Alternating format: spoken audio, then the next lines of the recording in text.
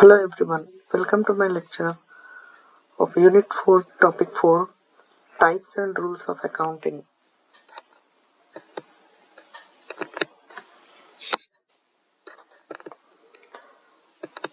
Now in this topic we are going to learn about the different types of accounts generally persist in the accounting aspects, as well as the rules that are applied or rules that are governing for each and every type of accounts. Basically, the types of accounts are classified into three types.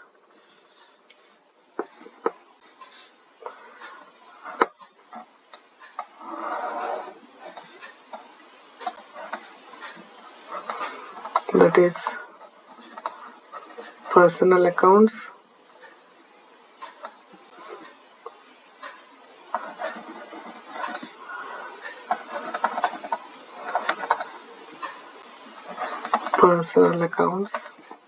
real accounts, and nominal accounts, right? And the rules for each and every types of accounts are generally the foundations of double entry bookkeeping and helps ensure that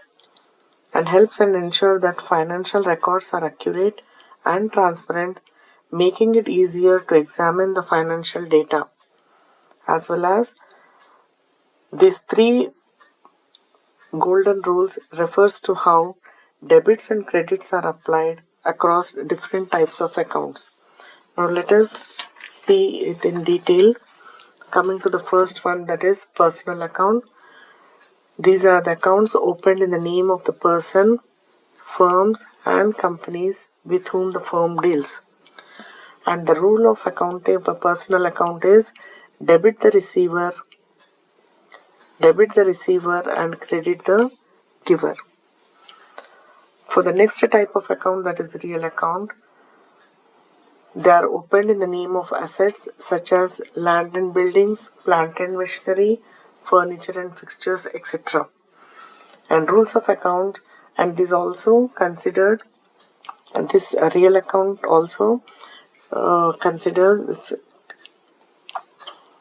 cash related transactions, all the cash related transactions, whether it can be purchases or sales as such. The rule of real accounting is debit what comes in and credit what goes out. The third type of account is nominal account. This is also called as fictitious account.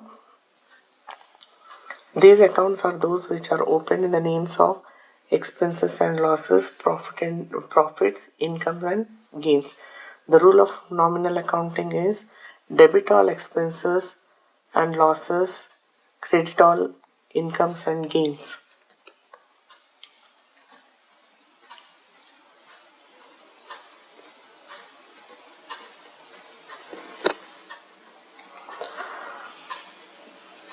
So the type of account as well as the rules of account are given in a table form here.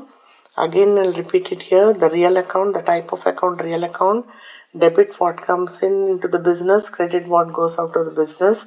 For personal account, the rule applied is debit the receiver, credit the giver.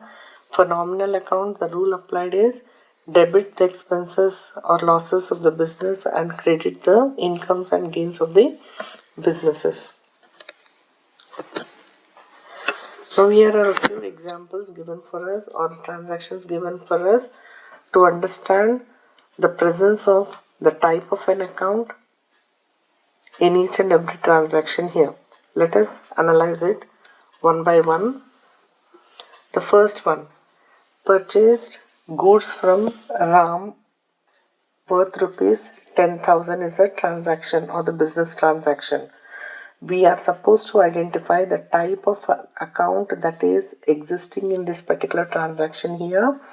That is purchased goods. Purchased goods is one type of account.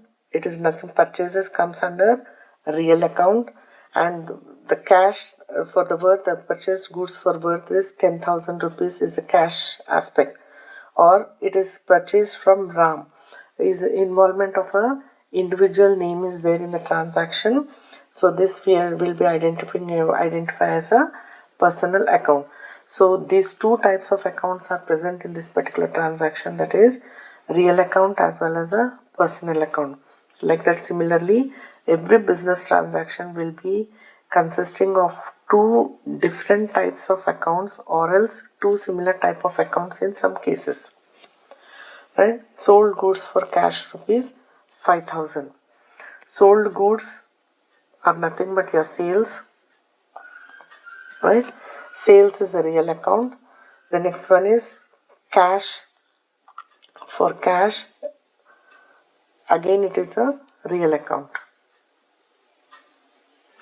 Here itself we have come across two similar type of accounts present in one single transaction.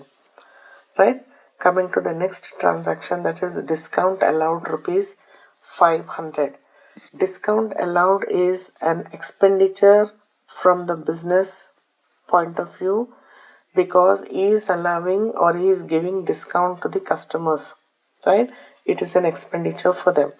So here discount allowed is an expenditure, so it is considered as a nominal account because nominal accounts consist of all expenses and losses as well as incomes and gains.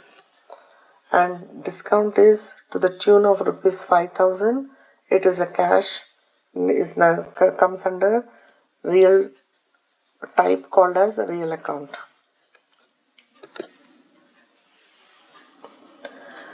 Few more transactions are given here.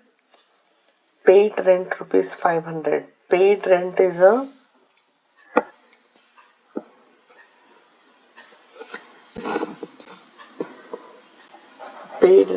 an expenditure for the business. Now this is cash.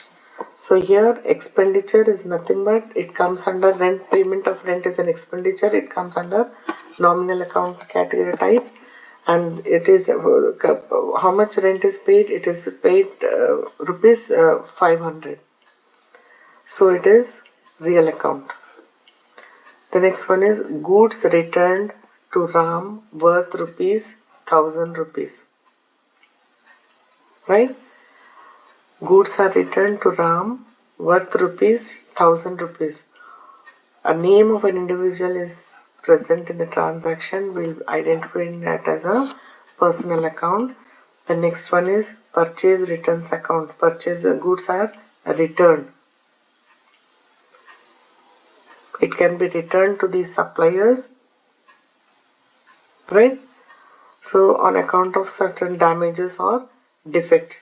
So the purchase returns is nothing but comes under real account category. Next one is cash deposited into bank.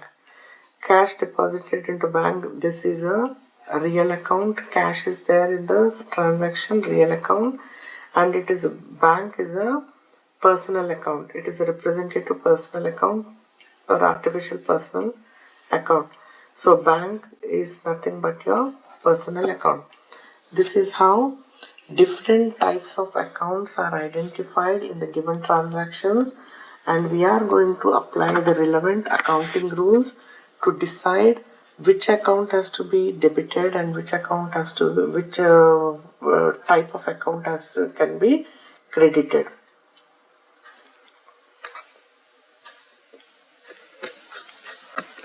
So in detail in the coming up session, in the generalization of transactions or preparing journal entries, we are going to exclusively use this particular concepts of identifying the type of account and applying its rule and making or passing a journal entries or a debit entry as well as a credit entry in that regard.